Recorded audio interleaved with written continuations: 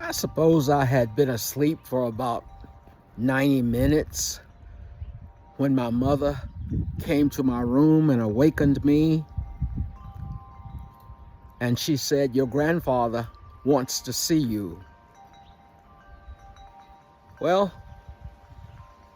I got up and I put on my shoes and my shirt and I headed out the door.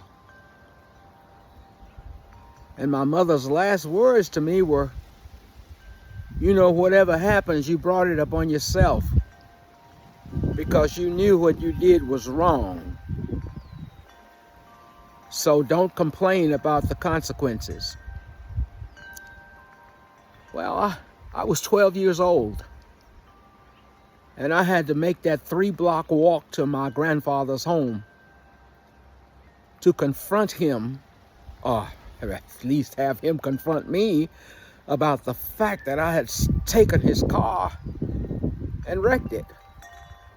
I mean, wrecked it. It had to be towed away. And all the way to his home, I was praying, "Lord, I'm only 12 years old. I didn't mean to take Papa's car. I just wanted to learn how to drive. Please, God, don't let him kill me. I saw him shoot that man uptown on Main Street, and I don't want him to kill me. Forgive me, and I'll promise I'll never do it again." I prayed that prayer all the way those 3 blocks. And when I walked up on my grandfather's porch, I could see him sitting in the living room through the screen door and the overstuffed chair that faced the front door.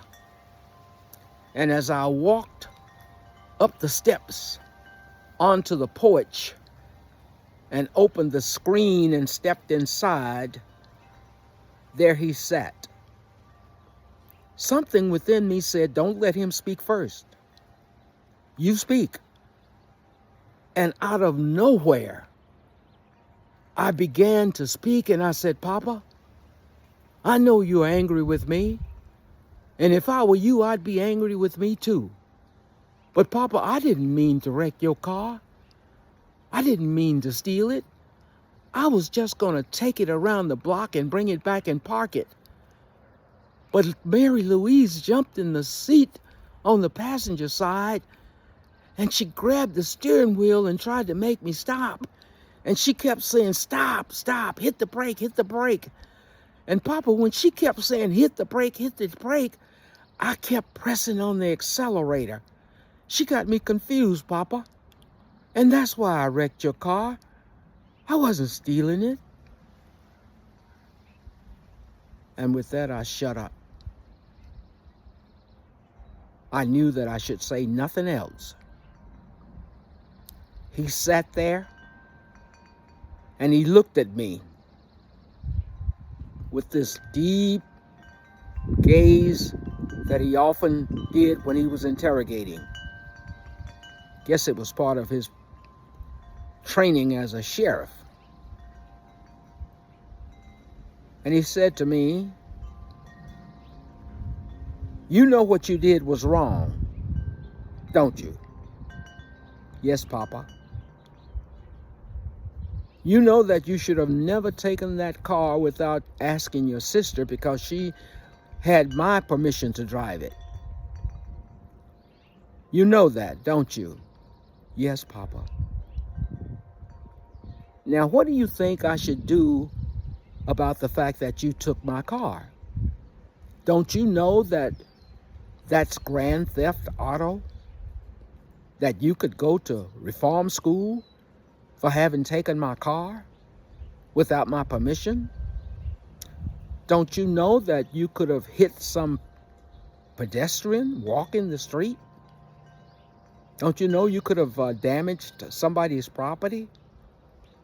Fortunately, you hit a tree, but you could have hit someone's home, someone's child, someone's dog, someone's animal. You could have done all those things. So what do you think I should do about you?" I, I don't know, Papa. He said, "You know what? I should tan your hide. I should give you a good tanning.